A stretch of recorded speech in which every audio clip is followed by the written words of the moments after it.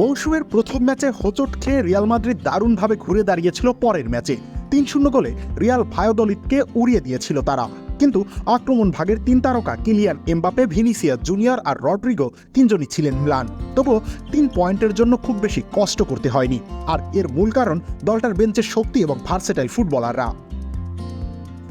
তৃতীয় ম্যাচে অবশ্য ড্র করেছে রিয়াল। লাস পামাসের সাথে ড্র হয় ১-১ ব্যবধানে। তবে রিয়ালের শক্তিশালী আক্রমণ ভাগ ছিল নিজেদের ছায়া হয়েই। তবে এর বাইরেও রিয়ালে কিছু বলার থাকবে নিশ্চয়ই। এই যেমন প্রথম ম্যাচে ব্রাহিম দিয়াজ মাঠে এসেছিলেন দ্বিতীয়ার্ধের মাঝামাঝি সময়। এরপর তিনি যা করলেন সেটা চোখে লেগে থাকার মতোই। একক প্রচেষ্টায় দুর্দান্ত একটা গোল করেছিলেন তিনি। শেষ দিকে আবার এনরিককে অ্যাসিস্টও করেছেন। এসি মিলানের হয়ে ধারে খেলা ২০২৩ সাল পর্যন্ত এই তরুণ এরপর থেকে অল হোয়াইট জার্সিতে বনে গিয়েছেন সুপার সাব।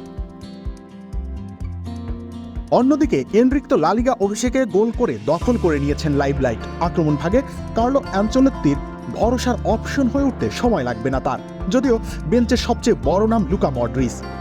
বর্ষিয়ান এই মিডফিল্ডার সবশেষ ম্যাচেও মুনশিয়ানা দেখিয়েছেন বদলি হিসেবে মাঠে নামার পর থেকে মাঝমাঠ নিজেদের নিয়ন্ত্রণে নিয়ে এসেছিলেন।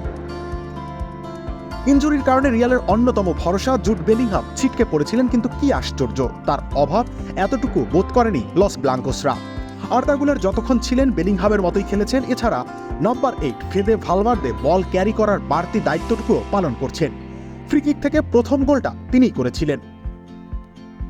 লা লিগায় ৩ ম্যাচেও গোলশূন্য কিলিয়ান এমবাপে।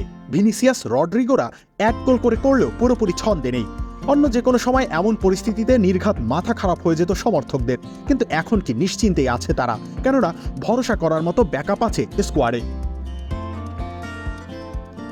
দিয়াজ, গুলার, মডরিচ কিংবা কামাভিঙ্গা এরা যে কোনো কেউ অন্য প্রায় সব দলের শুরুর একাদশে খেলার দাবিদার, অথচ এরা রিয়াল মাদ্রিদে বেঞ্চেই থাকবেন বেশিরভাগ সময়।